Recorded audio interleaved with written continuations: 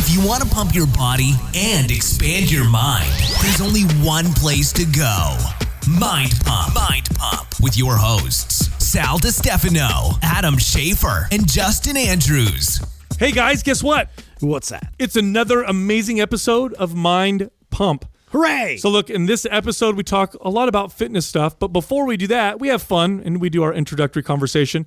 That lasted 39 minutes. Here's what we talked about in the intro. Are you ready for this? First off, I mentioned one of our sponsors, Health IQ, that provides life insurance for fit and healthy people. In other words, if you're fit and healthy, which you probably are because you listen to this podcast, you'll get a better price if you go to Health IQ. Here's what you do. Go to healthiq.com/mindpump and take the Health IQ quiz and get a free quote for life insurance. See if you can beat our score. We all scored almost perfect scores on that quiz. Easy for me to say. Yeah. Real perfect. Then we talked about Dana Lynn Bailey. She's that fitness influencer, awesome young lady. Anyway, she had some rhabdo from taking a CrossFit class. Almost, she was in the hospital. It was actually kind of bad. We had some conversations about CrossFit in that part of this episode. If you're a CrossFitter, I don't know if you like that one. Yikes. Then we talked about the podcast I was just on, the Iron Crew podcast. Great podcast. Good friend of mine I grew up with who's the host of that podcast. And we talked about the time that me and his older brother beat up a guy who was bullying him. It's a little gangster. Yeah. Then we talked about how Netflix is being sued for $25 million from the, what are they, the Make Your Own Adventure storybook companies? Choose Your Own Adventure. There you go. That's crazy. Justin talked about tarantulas on a plane. That's disgusting. We talked Horrific. about the $1.2 billion telemarketing scam in medical industry right now. What? And then Adam stirs the mastermind pot yet again. Again. And then if we didn't piss you off enough, we talk about fitness. And the first fitness question was... Hopefully we still have listeners after this person wants to know how they can build the size of their abs in order to see them at higher body fat percentages. In other words, if you build your abs, even if you're fatter, they'll be more visible. You build your abs, she will come. Next question, for someone who goes from sedentary to wanting to be active, is lifting weights too much to start with? Should they just start with bodyweight exercises? If you're a beginner, where do you start? Next question, is it a good idea to go from high volume training to low volume training?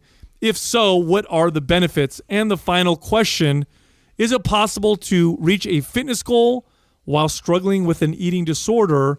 And do we think people who've had a history of eating disorders can ever reach a normal weight and mindset towards food and body image? Also, this month, MAPS split a very high volume, advanced bodybuilder, bikini competitor, physique competitor type program is 50% off. Lots of volume, hard workouts. You're in the gym 6 days a week, but it's half off. So here's what you do. Go to mapssplit.com, MAPSSPLIT.com, and use the code SPLIT50, SPLIT50 for the discount. If you are not super advanced or you have different goals, you should check out our other MAPS programs. We have a lot of them. You can find all those other programs at mapsfitnessproducts.com. Dude, you know what I really like to talk about though, Sal? What? Death. Whoa. What the hell's going on here? I'm just saying, like, not a lot of people talk about it. It's sort of the elephant in the room. Speaking of that, I want to share with you guys a little stat that Doug shared with me that I think is very fascinating. You're doing the What's that? You're doing the head nod and the blinky thing. That means you're about to. I'm about to drop some knowledge. Don't get too excited. I was dropping some crazy shit the other day. Swimmers, have a 28% lower risk of early death and a 41% lower risk of disease, heart disease. Oh, wow. Man. Look at you. Wow. All on top of it. So when you go do your Health IQ quiz, I'm telling them I'm a swimmer. You get your life insurance. They should praise you for that. Man, you got a lot of energy. Yeah. Go tell them that and be like, hey, look, I lift weights sometimes. I eat properly. I'm a fitness guy. Fuck off, guy. And Here and there. This is the Here truth. and there. And I swim. You're going to get a good price. I think so. You're going to get a very good price. I got on your a good life community. I eat well. You do, and you have good connections. I got a positive attitude. You got good connect. I told you guys I should about get that. rewarded for that. I told you guys about that, right? How having bad social networks, like having poor relationships, is worse for your health than smoking. Does Health IQ measure that, though? They don't measure that, do they? They should. They're like, do you have friends? Yeah. It's part of the questionnaire. How many followers you have? That's a good question. That's not the same. Yeah, it's not the same. Not at all. That's a good question. Real human connection. Because they can predict your mortality quite accurately in comparison to other singular things. just by looking at your social networks. Now, here's the other thing here's the other question or the other statement that I think Health IQ has right. If you are into fitness and you are exercising a lot and taking care of yourself in a really good way, the odds are you probably do have better networks, because a lot of times people who are very into fitness, they tend to work out with other people, or they go outside, they do it with friends. So this, probably true. Yeah, it attracts like-minded people. You find yourself hanging out with a more positive group. All these things start to happen. Yeah, once you make that step. On a very serious note about this company too, I initially when we signed up with them, I was really curious, like, how are these commercials going to go, and I don't know, like, how our audience will receive it. I actually get a lot of really good feedback about them. So I don't know about you guys, what you guys get DM wise about Health IQ. Yeah, I've had a few people tell me some good things. So I've actually totally changed my mind of initially what I thought when we first signed up. I thought, we're a health and fitness podcast. We're not really into insurance and things like that.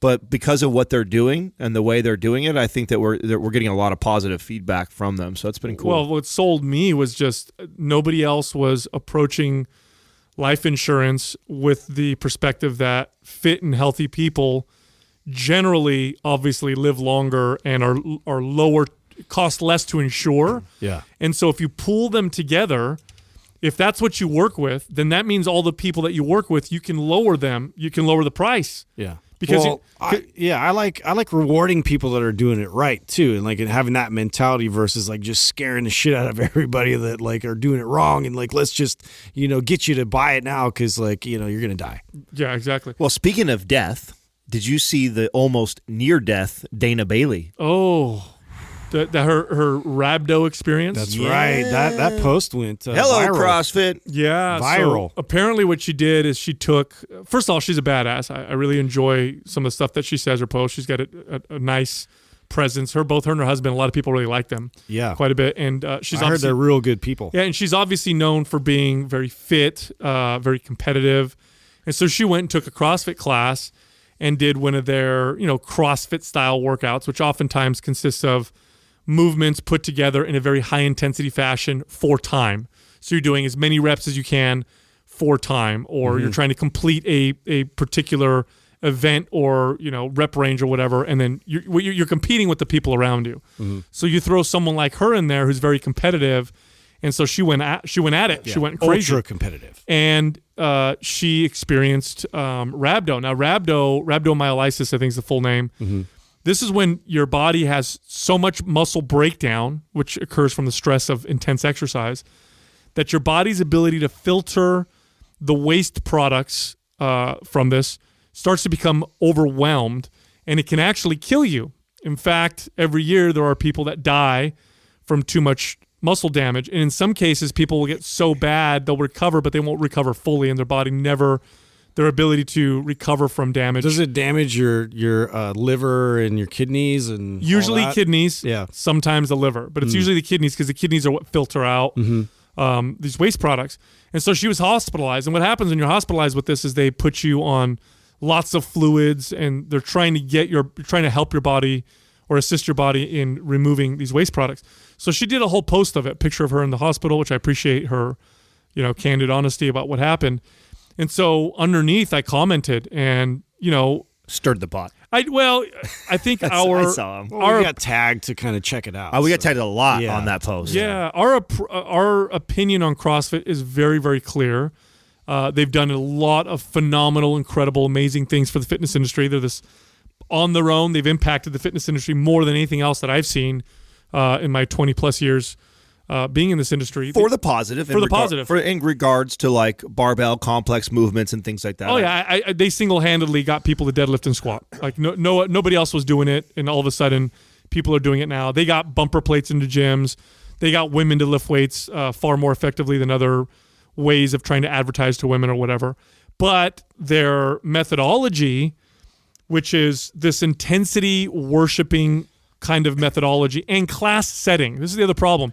You're also doing this in a class, and it's intensity-based. Things are timed, and they're putting exercises that never should be included in fatigue-based programming, like Olympic lifts, for example. Olympic lifts are extremely complex. If you fatigue with an Olympic lift and your form breaks down a little bit, it goes from safe to dangerous very, very quickly. And so it's that methodology that we have a problem with, their programming. and it promotes the environment that can cause problems like this. Yeah.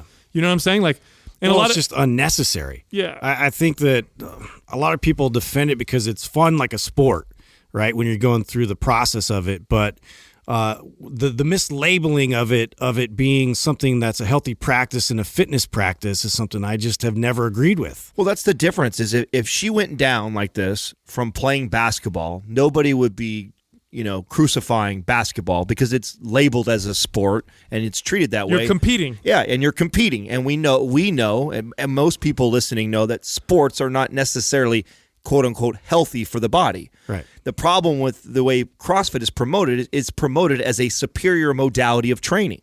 That's the problem. It's not promoted. It's not pushed like it's a sport.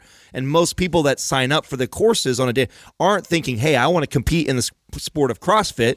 They're signing up because they want to get in shape and they want to be healthy. Mm-hmm. And the bottom line is it's not ideal. No more so than basketball or football or hockey or any other sport would be for getting in shape. Does that mean can you get in shape through that? Sure, it's a possibility, but it is not the ideal place. And then like you said, Sal, you're putting it in a class setting, which I already have an issue for classes, period. Yeah, all classes have a major weakness, and one of the major weaknesses is you cannot individualize the workout for each person. And this is all classes. I don't care what class it is. You can't individualize it. And so, for example, Orange Theory took the CrossFit model of intensity and whatever, but they were smart. They took all the super hard, complex exercises out because I can't imagine teaching. I know what it's like to teach a boot camp class with push-ups and lunges, but throw snatches and cleans and fucking swinging pull-ups or whatever they call them. And I want to spend some time with sort of the counter argument, right? Because you got a few comments coming back at you that, we haven't really got a lot of people really highly defending CrossFit and the modality in a while, but I started to see like a reoccurring theme in terms of, it's the coaching or, what was the other arguments again they were trying to present in terms of it not being part of their actual structure of what was intended. Yeah, you had some really smart coaches that were commenting on there. And, I also want to say there's a lot of very smart, good CrossFit coaches out there or coaches who work under that CrossFit umbrella. And so they were saying, look, it's all about the coach, because the comment that I said was, the model of CrossFit, the methodology promotes this go hard at all costs mentality, or at least it's this environment that's primed to grow that mentality or to promote that mentality. And that's why you see problems like this. And so people were saying, no, it's all about the coaches. There's good coaches out there. They have to individualize it. They scale it for the different person. And I said, absolutely. There's nothing better. I agree with that. Yeah, there's nothing better than individualization. If you can do something individualized for your body, that's going to be the superior way to work out. But my argument to them was, the more you individualize it, the less it's CrossFit. The more you move away from the methodology, the less it's CrossFit, and the more it's just you coaching someone. Yeah, you coaching somebody on their individual basis and providing functional exercises and a quality program that's very much tailored to them, which it's not CrossFit. Right. Let's just bring it down to the brass tacks. Right. Now you're talking about something that isn't CrossFit, so that's our argument. Right. So my question is, what makes a workout CrossFit? What makes, because they're all exercises, like bodybuilding includes squats, powerlifting includes squats, Olympic weightlifting includes squats, but I can tell you specifically what makes powerlifting workout a powerlifting workout. I could tell you specifically what makes an Olympic workout an Olympic workout. So what makes a CrossFit workout a CrossFit workout? It's timed. It's the times part. It's the class setting. It's the way that they program their workouts, and that's what I have. That's the issue that I have. That's what makes it a sport and makes it a bad workout. Now, if you individualize it and you take it out and you're a good coach and you own a box and you say, okay, that's just personal training. Yeah, this is, I'm not, I know what the WOD is, but this is not good for most people. I'm going to individualize it.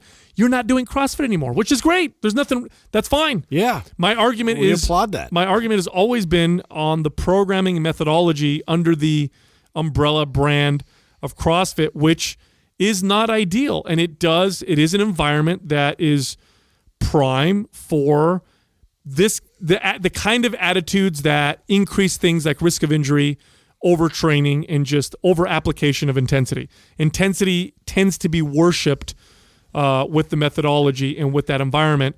And we know how easy intensity can be overdone. Even someone like Dana, who is for all intents and purposes, more fit than pro seasoned athlete. Yeah, she's more fit than 99.9% of the world. Okay, she's a 0.1% of the world female. Okay, bottom line, you put her in any crowd, she'll probably be the fittest person in that crowd. Again, by far, 99% of the time. She takes a regular CrossFit class. She takes a class. I mean, it's an intense one, but nonetheless, it's a CrossFit course. She's already competitive. She's in that environment of competitiveness. It's being timed, so she wants to beat people. She puts herself in a situation where she needs to be hospitalized. Now, you tell me the average, type A personality who's out of shape, like your lawyer, your doctor, your executive, goes and takes a CrossFit class, is thrown into this environment, doesn't sound like a recipe for success. Well, what type of people are attracted to these workouts too? It's, again, we talk about this all the time, that the person that typically likes that has the competitive mindset, likes the intensity, and more often than not, it's the things you should be doing are the things that you're probably not most attracted to. I think that's the part that everybody keeps missing about this whole argument that we make. It's like, that's exactly what happens when you get somebody who has that mentality going into that training. Is it's a recipe for disaster. And it was funny because she mentions in the story how many people DM'd her afterwards saying that they've experienced the same thing too, but didn't want to say anything. It's like, it's so funny how the defense that you keep having all these coaches in CrossFit. Oh, it's the bad coach. Oh, it's bad this. There's bad coaches. There's bad trainers out there. There's bad everything. It's not just that. When are you just going to recognize it for what it is?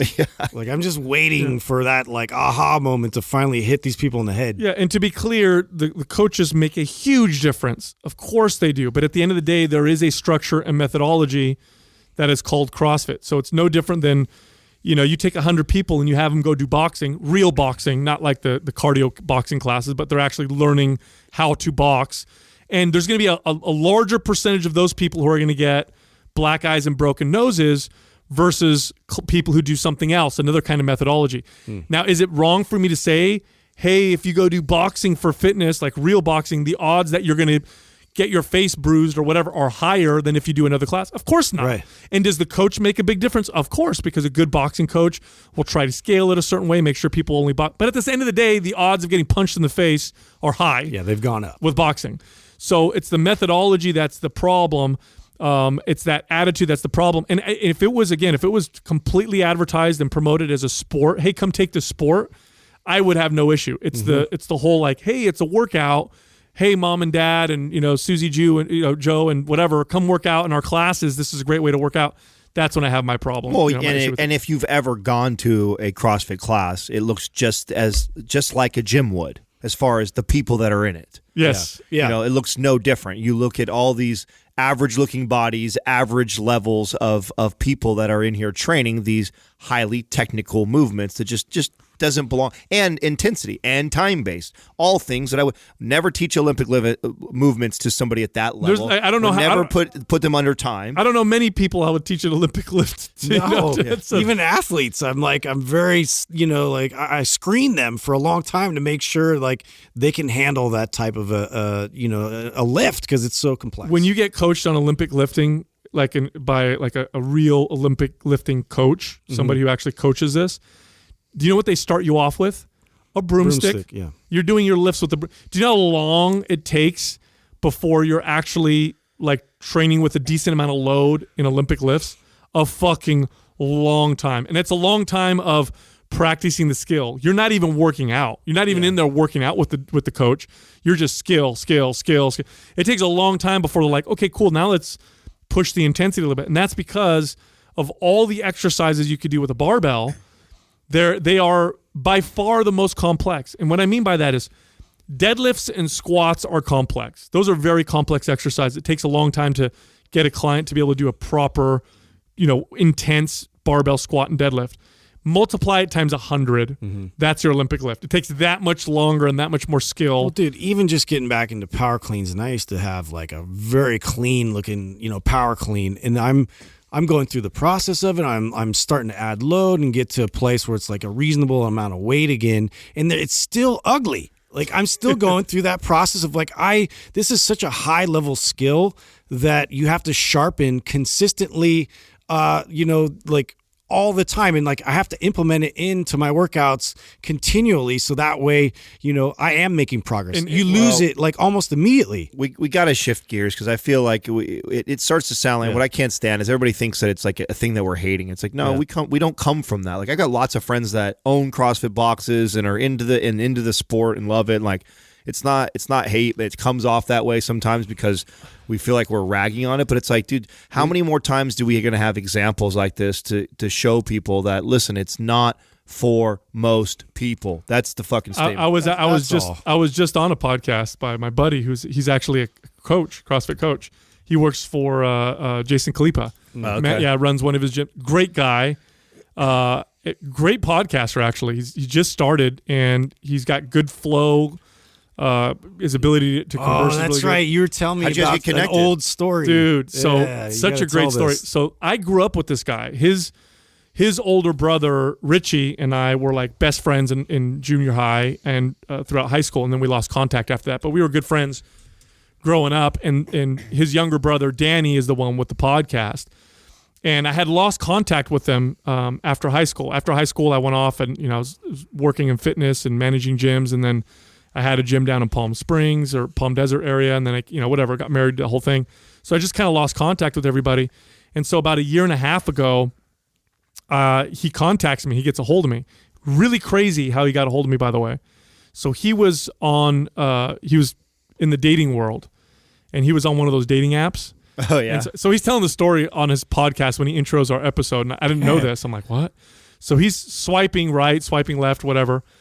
And he sees a picture of this girl, and this girl is standing, and the way he explained it, she's standing next to like these three kind of jacked looking dudes or whatever. And so he's looking closer, and he looks over like two guys over, and he goes, holy shit, that's Sal. What the hell? I grew up with that guy. Like, so he contacts this girl, and he's like, it was a great icebreaker, right? Because he wanted to date her too. Yeah. So he goes, how do you know Sal? And she's like, oh my God, I love their podcast and this and that. And I took a picture of them. So they ended up becoming, friends or whatever. And so he, through her, got back in contact with me, and then I got to see my old friend again, which was awesome. And it's a funny story too. Danny got into fitness kind of through me. He was playing football, and his brother told him to come to me to teach him how to do certain exercises, get stronger. I took him through some exercises, and then he developed a passion for fitness as well, which is kind of cool. Yeah, very, very cool. So anyway, he comes in here, he gets to interview me, and we do this great podcast. And, he asked me about CrossFit too, because obviously he works for CrossFit. So we had a good discussion there. And then he just released the episode right today. So he sends me a link. He's like, hey, can you share this in your story? And he goes, and by the way, I tell the story about how you and Richie beat the crap out of that guy who bullied me. So I'm like, oh shit. That's the fucking story. I can't believe you told. So I listened to the podcast, and it's funny to hear. How old were you guys? Dude, so I'll tell you the story from my perspective. Well, I'll tell you from his perspective, because I've never heard this story from his perspective. And this is one of those things that I tried to forget because it's a little bit, it's a little fucked up. That's your proudest moment? No, I mean, you know what? Would I do it again? Yes, but definitely not a proud moment. So this is years ago. He was probably, Danny was probably in 4th grade. Richie and I are like in 7th grade, maybe 7th or 8th grade. And we're hanging out at Richie's house, and Danny is over his other friend's house. And Richie and I were, we used to hang out all the time and figure out what kind of trouble we can get into. And Danny was at his buddy's house, and his buddy's older brother was bullying him, like beating up on him and shit. And it was hard for him to defend himself because this guy was so much older. And his older brother was like in 6th grade or 7th grade. So he's like right around my age. So he's bigger than him, right? So out of desperation, Danny's like, if you don't stop fucking with me, oh no, he said, you should pick on someone your own size, like my brother. And the guy goes, I'll kick your brother's ass too if he was over here right now. So Danny's like, really? So he runs over the phone, calls Richie, and I'm with Richie at the time, and I'll never forget this. I'm hanging out with Richie. We're at his house. Richie gets the phone, and he's in the kitchen, and all I hear is, what? Fuck that. Fuck that. Smashes the phone down. I'm like, what? And he's like, we got to go. Some dude's beating up on my brother. So we get on our bikes.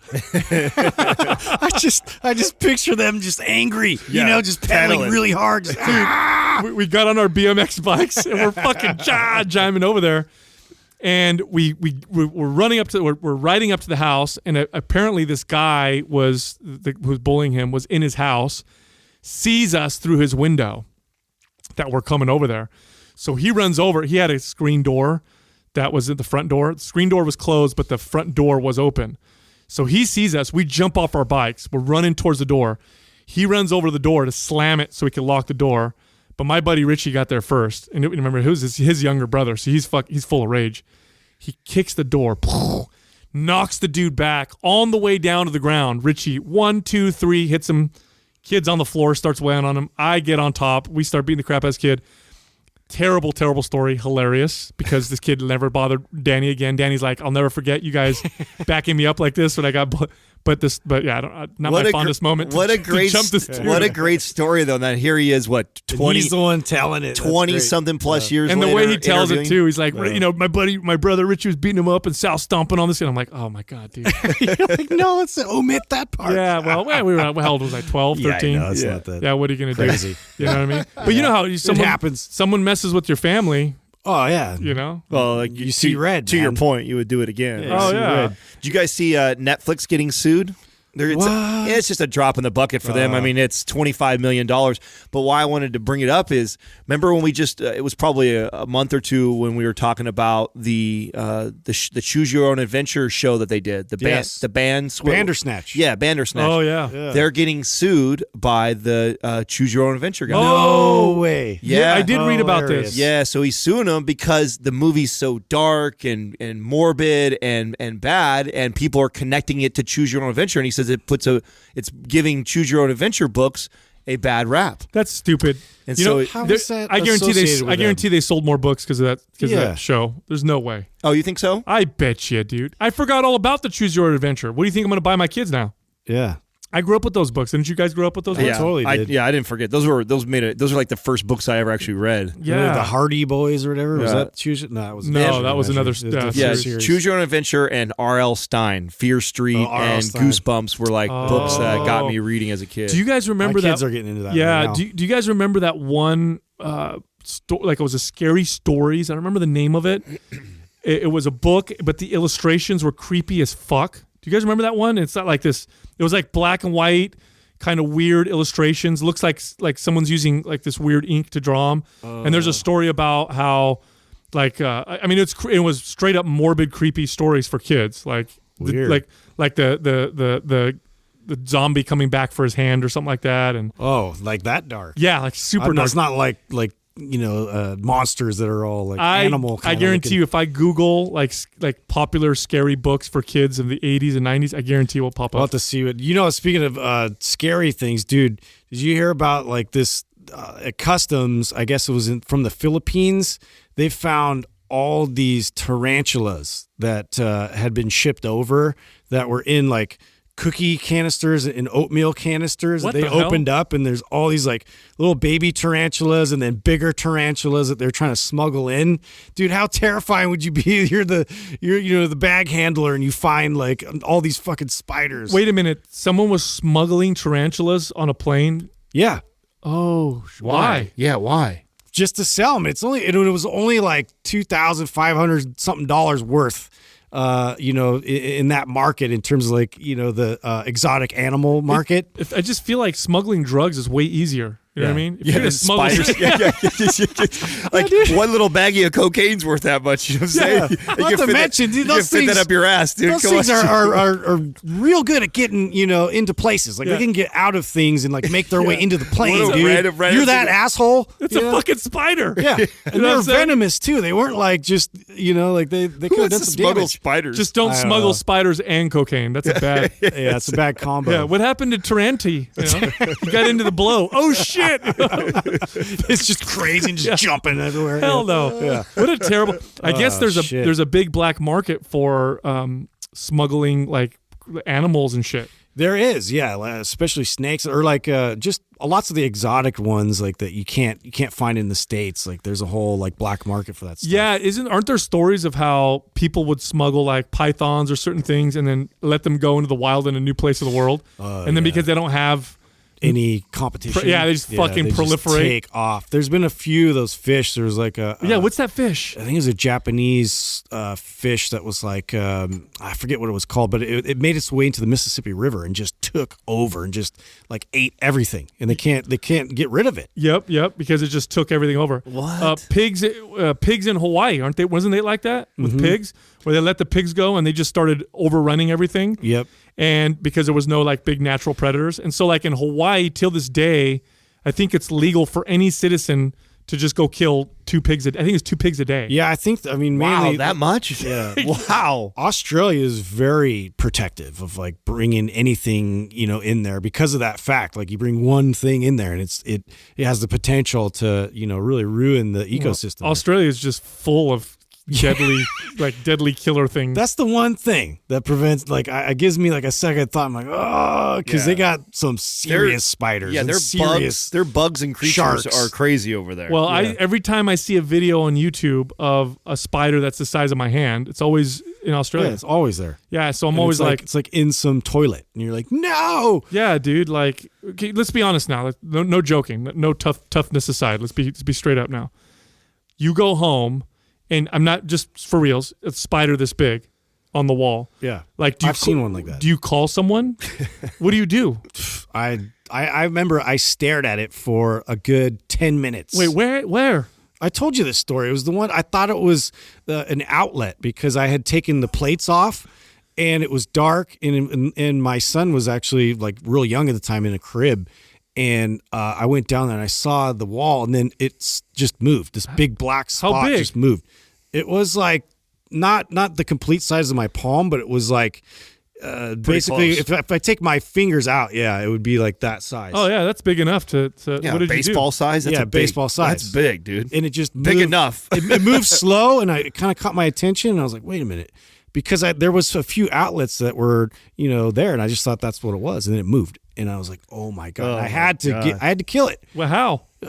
I got my son out, and I took a big fucking shoe and I just stared at it for a long time, and then just wham, just like with all of my force, and I only caught part of it, which was the worst part, right? So it basically like flipped off of the wall, landed on the ground, and then started to scurry at me. And I just like stomped the shit out of it with my feet like a million times and ruined our carpet. I was so scared. Justin just did the river dance right now.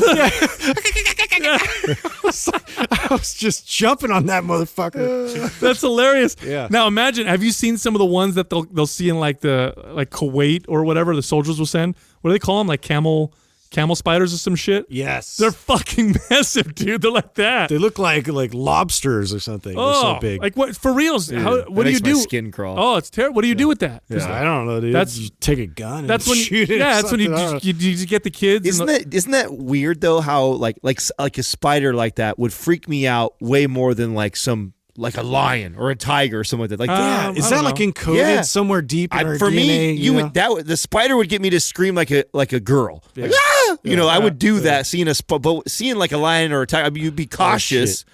But I feel like I get more free. Oh my god, those things are. That has to be fake, dude. That's real? That's gross. Doug's showing some gnarly ones right now. Yeah, dude, that's gross. It's like the size of that's his that leg. camel one, right? Yeah, I don't know if that's a myth that they're that big, but they are pretty goddamn. Oh, look at that my guy's god! hand. Look at its fangs.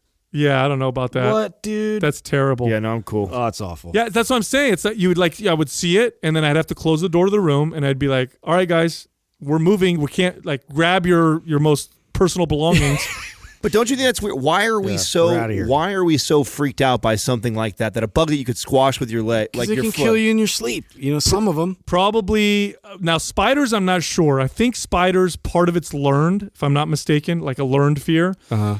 But snakes, they found there's an inherent fear that we have to snakes, and it's probably because snakes killed a lot of humans for a long time, and so the ones that inherently were scared tended to survive, and then they pass it procreated. on. Yeah. But spiders, I think, is a learned one because there's not very many spiders you need to be careful for. Right. You know? Yeah, there's a few. Yeah, like brown recluse. Yeah, and- or But, Black even, Widow. but even the ones that you're supposed to be worried about, like they're not much a threat to you. Even Right. like if you see them, right? You see them, you're aware. like, you get a big ass welt that hurts and Yeah. sucks, but it's not going to kill you. Yeah, no, it's interesting to me. Ugh. No, you brought up like illegal stuff. It reminds me. I was reading this article this morning. $1.2 billion scam in the medical industry right now. Did you guys see this? What? Telemarketing scam. So I got to look it up because I want to make sure I get my facts straight because I thought it was so crazy that somebody was doing this. So Wait, telemarketing works? yeah. That in itself. So it was Mind blown a already. $1.2 billion telemarketing scam in the medical system. So a network of telemarketers in the Philippines and Latin America pitched free orthopedic braces to seniors eligible for Medicare. Then the doctors would write prescriptions for these braces, whether patients needed them or not. The prescriptions were sold to medical brace manufacturers who shipped the equipment off and billed Medicare anywhere from $500 to $900 per brace. Kickbacks were almost $300 per. Oh, so it's an insurance scam. Yeah. Yeah, Wow. a lot of that happens. A lot of that kind of stuff happens where you have them all, and you see these doctors that are driving around Ferraris and shit because they're making money on messed up. scam. Yeah, because the insurance companies just pay. Yeah. But you know that when they get caught, they get jail. Oh, I'm sure. Like it's a Dude, this big is deal. what pisses me off the most. Like there are so many scams out there, like completely targeted to older seniors, and it's like, dude, that infuriates me because you know how, like, I saw this with my grandma too, where she would get like letters and things, and she would like read it and be like, oh wow, and be like, really frightened for certain bills and certain things that are happening, and they'd prey off that to send money towards whoever's like campaigning, and she would literally write these checks, Dude, and my mom had to stop her from writing these checks. If you rip off kids or old people, you're a piece of shit. Yeah, dude. I mean, there's a special place in hell for you. definitely. I had a client. I had an older client who he was in his 70s, and he came to me. He's like, oh, he goes, I emailed him something, and he didn't respond. I'm like, hey, what did you get my email? He's like, oh no, Microsoft is working on my computer right now. I'm like, Microsoft? I'm like, what do you mean? He goes, oh, this guy called me up from Microsoft and said that my thing was up and that they needed to get on my computer.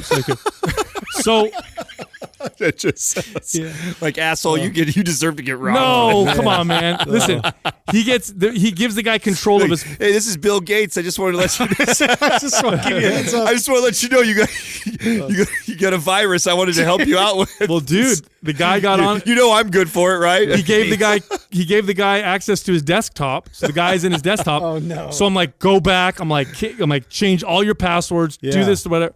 But the guy had already like taken money and. Oh my god! Yeah, Just dude. completely took it over. Yep. Ah. I have another buddy. I think I told this before. The IRS scam, which is going on right now because of taxes. Yeah, that one's freaked me out before. I've got that message. Yeah. I've actually that's It keeps happening. Yeah, I it still must get be that message. successful. Yeah, all around when this time happens, right when we're around tax season time. Yeah. All of a sudden I'll get some random like either I've seen it come in the mail and I also get a voicemail. Yep. This and during like Christmas shopping time, like I see a lot of like these scams and crimes happening like online. Yeah. So what they do is they call you and they're like, hey, you messed up on your taxes or you cheated your taxes or something like that. We're going to do an investigation unless you pay this fine. And the reason why it works, It's because they make it a number that's like, well, first of all, this percentage of people that cheat on their taxes. that's why. Is Because so you're going to get the high. call and you're like, Of course, fuck. and then you're like, oh, it's just $250. If I pay that $250, then they're going to leave me alone. So you mail that $250 off. You're like, I want to get them off my back, Dude, I have a buddy who got so conned by them that they actually convinced him to go buy those Visa cards and read them the numbers over the phone so it's untraceable. Wow, Yeah. dude. Yeah. And I'm like, dude, did you? it's obvious you're the smartest one in your group. Yeah. After he did, oh, don't, dude. He's so mad about it to this day. He's actually a very smart dude too. I think he just got overstressed. He's like Super book scared. smart. He missed the common sense smart. I told him It like, like overrided his brain. I told him like, you smoked too much weed, bro. You were paranoid, weren't you? He's like, yeah. Oh, yeah. Yeah. That'll do it. You get someone super baked. You could convince them all kinds of That'll shit. definitely make you think irrationally. Yeah. Oh, Yeah. I don't want to go to jail. Anyway. Helicopters. Do you see my posts? I'm continuing to stir the pot with the masterminds and the Oh yeah. It's not. It doesn't seem to be trending and getting as much love as my other posts have been lately. Maybe a sore spot a little bit. But I really feel this way right now that when I look across, especially social media right now, there's really two kinds of people that are having a lot of success and making a lot of money, And the two types are your traditional business owner who offers a product, content, or service where the value to the consumer is more than its cost to the business. And then the other one are these guys that are selling the dream to people, that they too can be millionaires and to follow this step. And their success resides on you paying that money to do that. Right. With all these big 10X group. That's how they got there, is by telling you that you can get there. Yeah. Read. It reminds me like, hey, read my new book, How to Become a Millionaire. Writing a book teaching people how to become millionaires. I haven't done it yet, but I will once you buy the book. Yeah. True. Yeah. No, it's totally true. It's a bubble.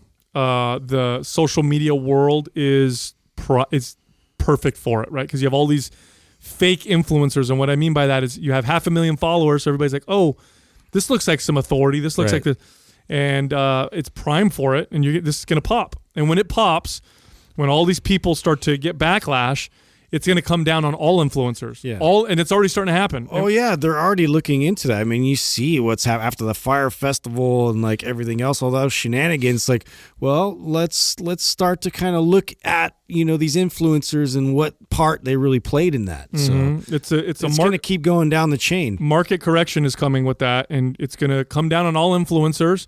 So if you're an influencer or you want to be one, be authentic, have integrity, and provide real value, and fucking do that right now, because when the shit hits the fan, you'll be one of the ones that looks okay. You'll be one of the few, so it'll be a good opportunity. Well, and a lot of them defend the ones that, the reason why I'm not getting a lot of love, because I know there's a lot of people that probably follow me that they monetize this way. This is how they make money. And their argument is, I am providing lots of value to my people. I'm providing all this.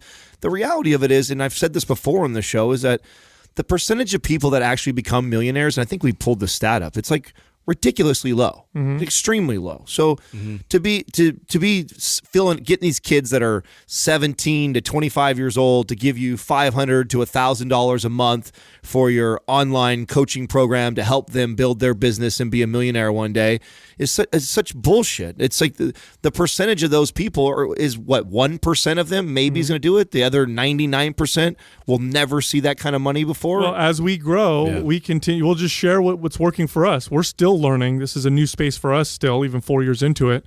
And we'll keep sharing it for free and telling you what we're doing. Doesn't mean it's going to work for you, but we'll talk about what we're doing. And we're not going to charge a dime for it, because I think that's silly. But truth be told, at the end of the day, when you talk to real self-made millionaires, they'll tell you it's not glamorous and there's no secrets. Yeah. It's literally provide something that a lot of people find value in, work hard, be honest, have good relationships with other successful people. That's it. And it takes a long time most of the time. It's nothing It's like somebody say, you know what it is? It's no different. Continually grow. It's no different than if I were to just do a course on the secrets to fat loss that you don't know. Let me teach you the secrets to getting fit. There are no secrets. It takes hard work. There's definitely a right way to do it, but there's no shortcut. No. It's no different than that. Yep. This quaz brought to you by Organifi.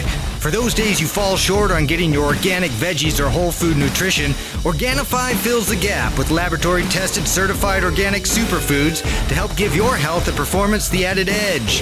Try Organifi totally risk-free for 60 days by going to Organifi.com. That's Organifi.com. And use the coupon code MINDPUMP for 20% off at checkout. First question is from JBomb25. How can I build the size of my abs in order to see them at a higher body fat percentage, 12 versus 9%, for example? Sal mentioned he did this on an earlier podcast. Oh, yeah. I remember this was it's funny thinking back to it. Shouldn't have been a paradigm-shattering moment, but it was at the time. I don't remember how long ago it was. I want to say I was probably in my late 20s, mid to late 20s.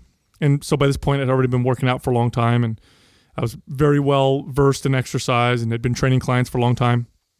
And I'd gotten myself pretty lean several times. I think up at this point in my mid to late 20s, I probably had reached, 9% body fat at least a few different times when I would watch my diet and add a little bit of cardio and that kind of stuff. And the thing that used to get me mad about that was I never, even though I would get down to, 9% or so body fat, I would never get that six-pack that I would see in some people that, I had a buddy who had the six-pack that you could just see when he was relaxed. Like he'd just be chilling, at the beach or whatever, with the shirt off, and he'd have a six-pack. And for me, in order to see my six-pack, I'd have to be in the right lighting and really squeeze and flex my abs. When I was relaxed, I was lean. I just didn't have the visible abs. And it used to piss me off, and I used to think, gosh, I have to get shredded in order to really be able to see my abs a lot. And so right around my late 20s, I don't remember exactly what article I read, but I read this article about how there's all these myths around building particular body parts. And one of the body parts that there's a lot of myths around is your midsection, your core, your abs, and your obliques, and how you need to hit them with high reps because that's how you really get them to look good. And that's what I thought. I always did lots of high rep type of ab stuff. And then it dawned on me, like, duh, if I want my abs to really show and stick out, I need to develop them just like any other muscle. And the best way to develop any muscle is to use resistance and train within a rep range of anywhere between 6 reps to maybe as high as 15 reps. The super high reps just don't build muscle as effectively. And so what I did was I started to train with high resistance type ab exercises. Now I was very careful with my form, but I would do things like weighted Roman chair sit-ups real slow, focusing on lumbar flexion and extension. I would do active planks and really focus on the full range of motion. I would do hanging leg raises, but I would do full leg raises where I'd really get that pelvic tilt at the bottom. And literally within months, my abs became bricks and they were visible. And then at 9% body fat, not only were my abs visible when I was relaxed, but you could see my abs through my shirt. Like if I was sitting there with just a shirt on, you could literally see my abs through my shirt. And then when I would get my body fat as high as 11 and 12% body fat, you could still see them. And it was just because they were bigger. That's all it was. You know, it really blew my mind. It's really that simple. I mean, I know this is something I'm guilty of not doing. I've typically just get lean, and I get so lean, you'll see your abs, which that'll happen for anybody, right? Everybody has abs, okay? There's nobody walking on this earth right now that doesn't have abs. Everybody's got them. They're just covered by a layer of body fat. And I used to just get shredded to show my abs. And I know that if I would put the time and effort into my abs the same way that I put into most all my other muscle groups, that they would be more pronounced even at a higher body fat. And that's all it is very few people don't take the time to program it and do that. I mean, it is one of our programs we don't talk about very often, but your No BS six-pack abs is incredible for that. It was one of the first ones you developed with Doug before we even started Mind Pump. Yeah, and I know why the myth around ab and core training exists in the first place. Form is crucial when you work out your midsection, especially your abdominals, because when you're trying to do ab exercises, inevitably what you're trying to do is you're trying to flex your body, right? You're trying to bend your body forward, either by bringing your legs up or bringing your body forward. And so it's really easy for the abs, if they're overwhelmed with resistance, if you don't have good control or strength, for the abs to act as stabilizers, to brace your body, and then for your hip flexors, which for many people, hip flexors are much stronger, to do the exercise. So then your sit-ups and your crunches and your leg raises become hip flexor exercises with the abs being stabilizers. And so I think the reason why people focus on high reps and lightweight is because as soon as they start to go heavy, their form goes out the window. Yeah, I think that's an important distinction. And I think that, your common... Like your general gym going person will think of like doing an abdominal workout, and it's usually based off of just like stabilization type exercises. Or there was the old adage of like a power lifters, like where you would add a lot of weight, and yes, you're working your abs too, stabilizing all this excess load, and it's protecting you. And yes, that all of that applies, but to specifically develop the abs will take that kind of attention that you're mentioning, treating it just like any other muscle group that needs like an actual programming involved, where you do have the frequency of it, but also you have the increase of load, and you're treating it like I'm actually I'm working out, I'm using resistance. Well, applied. don't you guys remember too a lot of studies floating around early, like years ago, about how the different types of fibers in the abdominals in comparison to the rest of the muscles, and they could handle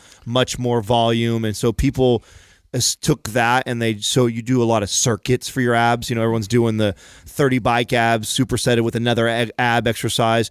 And so even if you're somebody who actually does train your abs, you typically gravitate towards training your abs like this, which it's just like the same thing that we talk about with like when we first address female fitness myths. The reason why strength training for women, it tends to freaking completely change their bodies, mainly because they've been marketed to the other way of, high reps. If you want to tone and firm up, high reps, high reps, high reps. So if you are training, you are gravitating towards these 15 to 20 rep ranges and circuits. And what the best thing for you is probably to strength training. Same thing goes for your abs.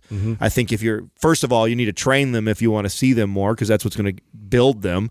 And then if you are training them, more than likely you tend to gravitate towards the higher reps circuit type of training, which guess what will probably serve you best is to do some heavy loading controlled type of movements for your abs. You got to have good form though. The two biggest mistakes people make when training their abs in particular, one is they don't understand how to train their abs through a full range of motion.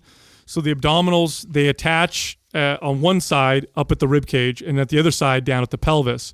So imagine that, right? Your pelvis and your rib cage. And when they contract, they bring the pelvis closer to the rib cage. So it's really flexing your low back, not your hips. Right. So it's not like doing a good morning or doing a stiff-legged deadlift. That's your hips.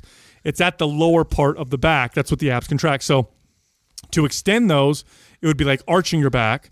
Then to contract them, it would be rounding your lower back. And that's a full range of motion. The best way to display that would be a proper physio ball crunch, where you're laying over like a Swiss ball or physio ball, and you're laying back over the ball. You get that full extension. Then you crunch over the ball and get a full squeeze. That's a full range of motion. So that's number one. Number one mistake, people do not do a full range of motion. They tend to do the short, choppy movements where they're trying to do as many reps as they can and just get a burn, or they bend at the hips where they do leg raises and they're hanging from the bar or whatever, and it's all in the hip flexors. The second mistake is just they don't use resistance. So, and by the way, most of you listening right now won't need to add weight if you do a proper ab exercise. Okay, most of you guys listening, your abs aren't strong enough to need to use resistance on like a leg raise, like a proper leg raise with a pelvic tilt at the top. If you're strong, you get 10. Well, if you're just really to get strong, them to respond and get that kind of like it's a. I don't want to say visceral, but like you feel it more so than you do like just going through the momentum of these exercises. Like you really have to establish that connection and figure out what that range of motion is, and then you start applying that into your programming with resistance added and weight. Yeah, so like a Roman chair sit-up, I like to make my own. I'll take a bench, I'll put it up near something where I can anchor my feet, and then I'll sit at the edge of the bench. And then what I do is I crunch my body while I'm upright, and then I slowly lean back and I allow my body to slowly unwind, and then I roll my body back up in the crunch. So think of it that way whenever you're doing an ab exercise, that you're rolling yourself up rather than just sitting up. Yeah. That'll give you more of that ab activation. Next question is from Chelsea McChio. For someone who goes from a sedentary lifestyle to wanting to be active, is lifting weights right off the bat too much stimulus for the body? Should a person ease into weightlifting with body weight exercises first? This is an interesting question, because this could be yes, and it could be no, right? It really depends on what you're doing. What you're doing and how sedentary of a person am I talking about?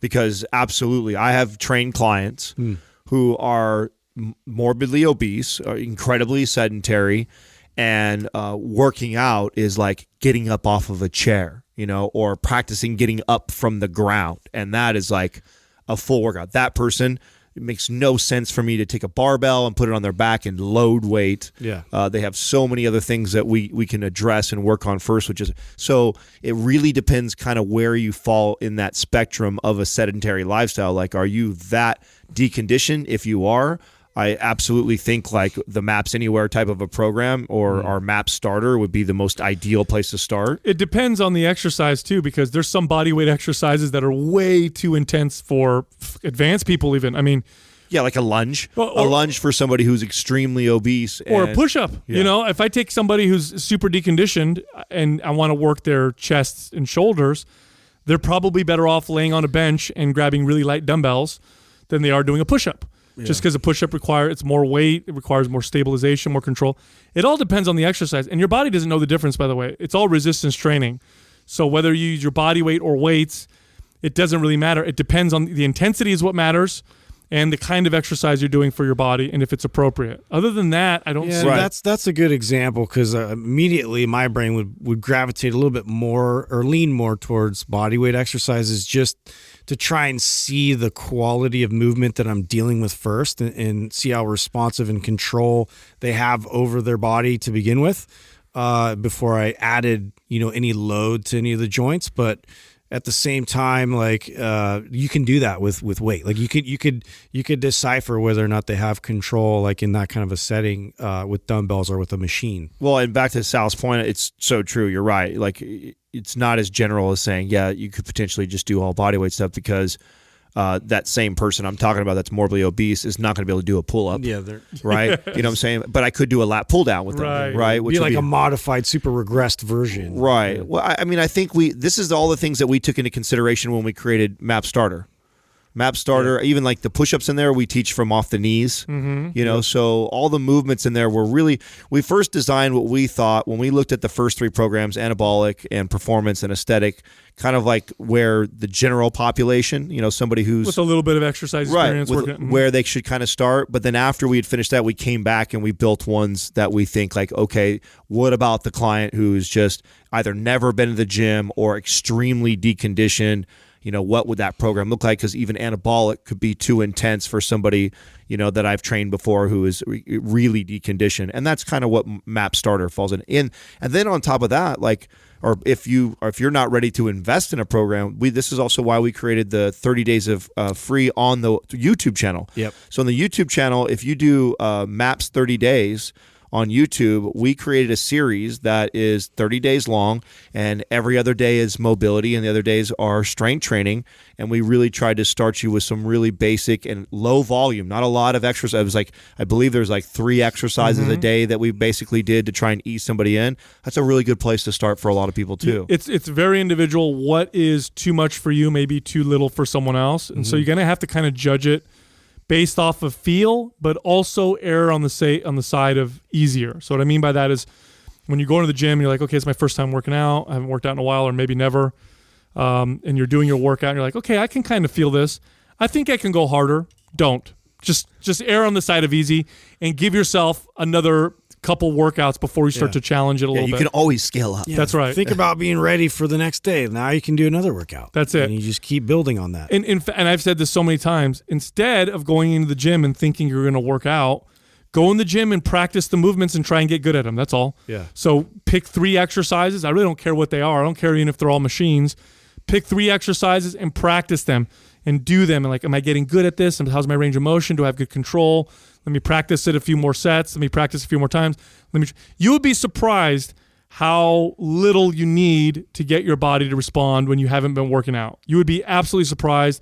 It took me a long time to learn this as a trainer. I used to take clients and just, my goal was to make them sore for 3-4 days afterwards.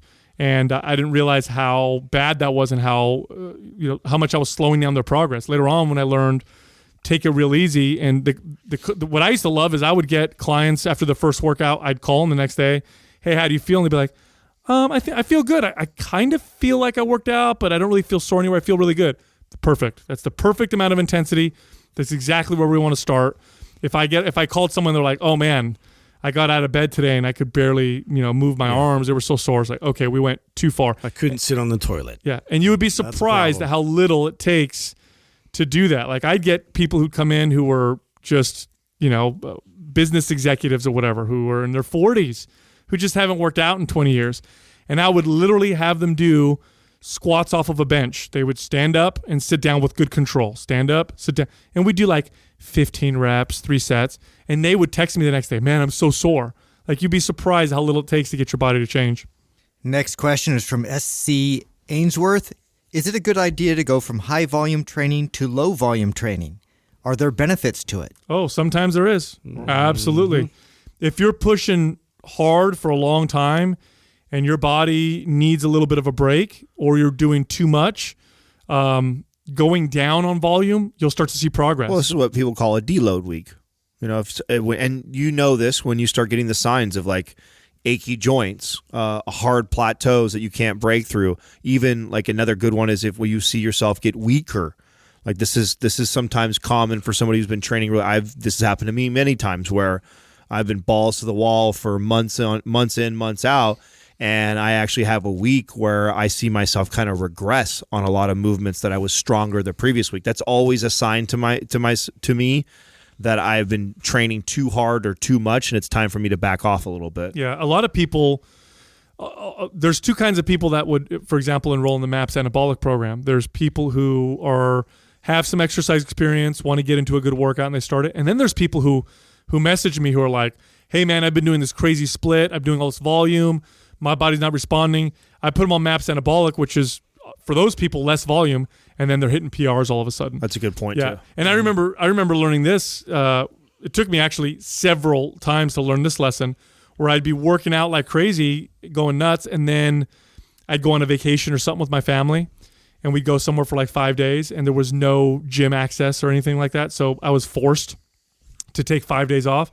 And then I'd go back to the gym, and I would be stronger. Yeah. I used to always be like, what the hell? Yeah. How am I stronger right now? It was always mind-blowing, but Yeah. it makes perfect sense. I mean, you're giving your body adequate time to recover, and you get to a certain point where like the volume is pretty high, and it's like how are you going to maintain that forever? It's just inevitable where if you change it up and you present something new to the body, even if it's a dramatic shift of volume, it's going to respond again, and you can start the process all over again. And go ahead. Now, if you're not getting signs of plateau, weight regression, achy joints, do you see a lot of value in decreasing volume? If they're not progressing anymore, though? Right. No, it's not. They don't fall in any of those categories, right? So they're still progressing. They have no joint pain.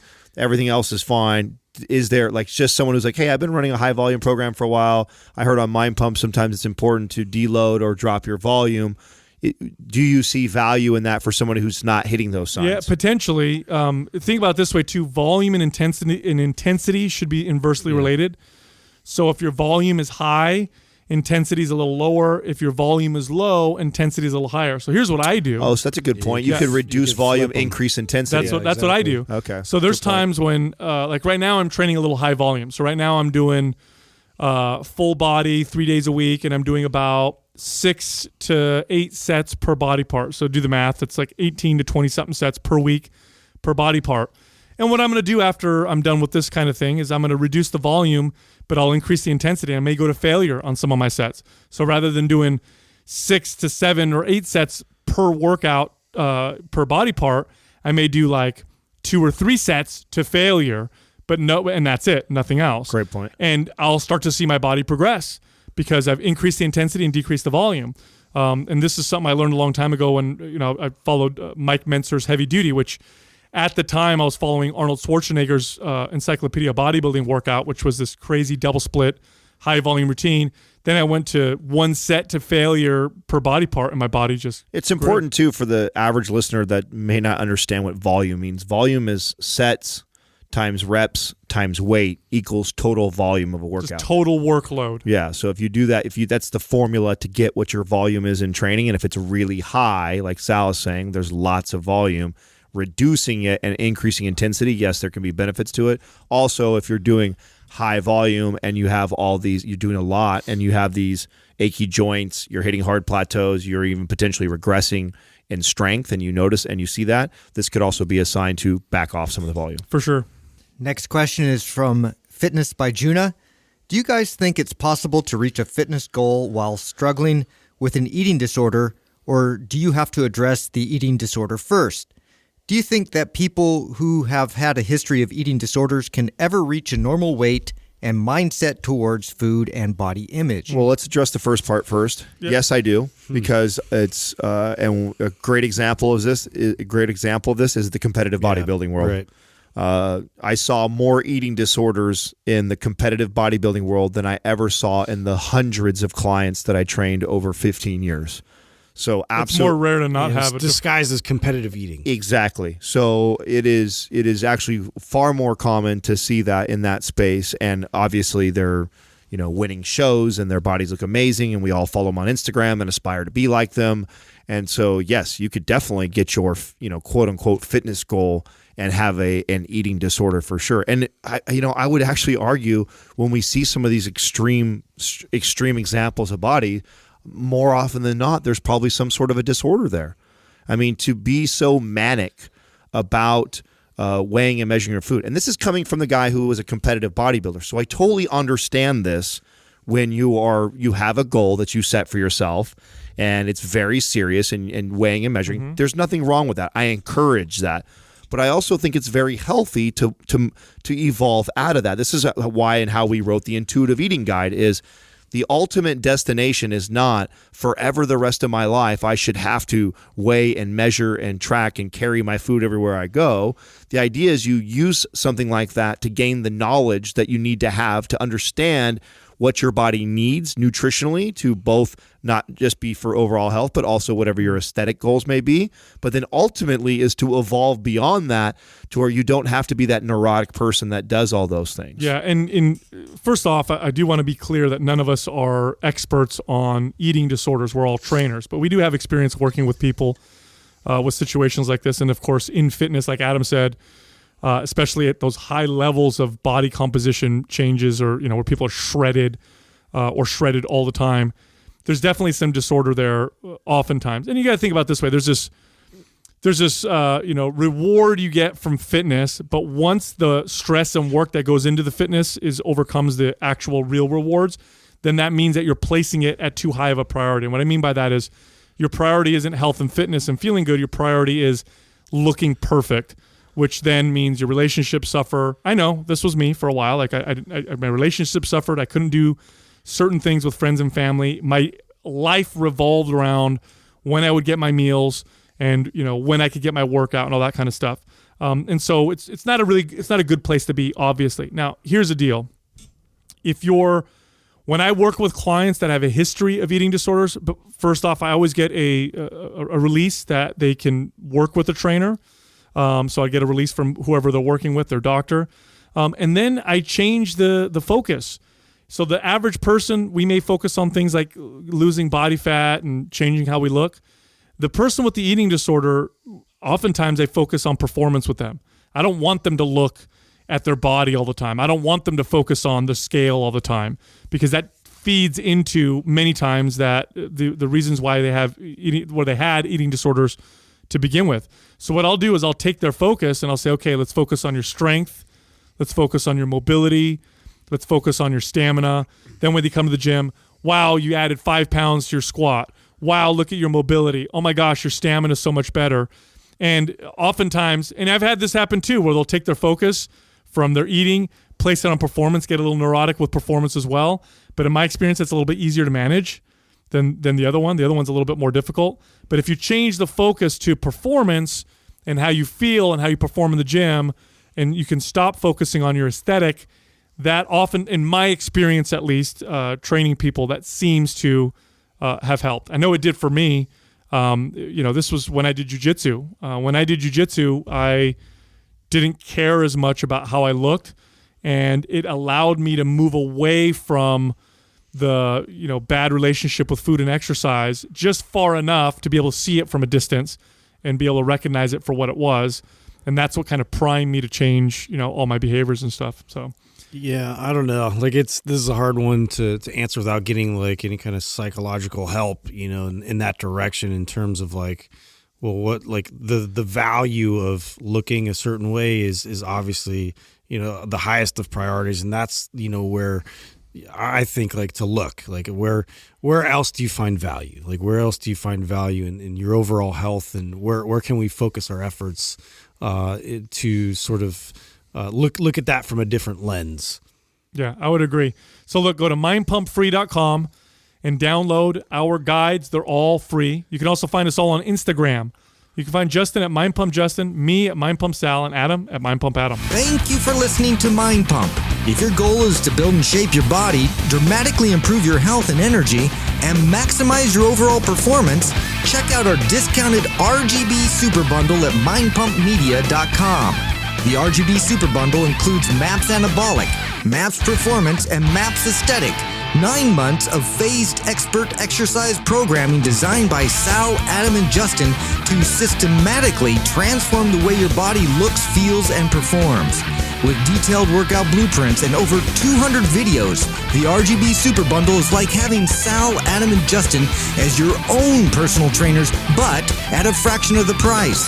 The RGB Super Bundle has a full 30-day money-back guarantee, and you can get it now plus other valuable free resources at mindpumpmedia.com.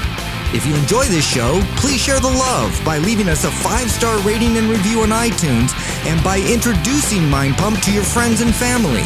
We thank you for your support, and until next time, this is Mind Pump.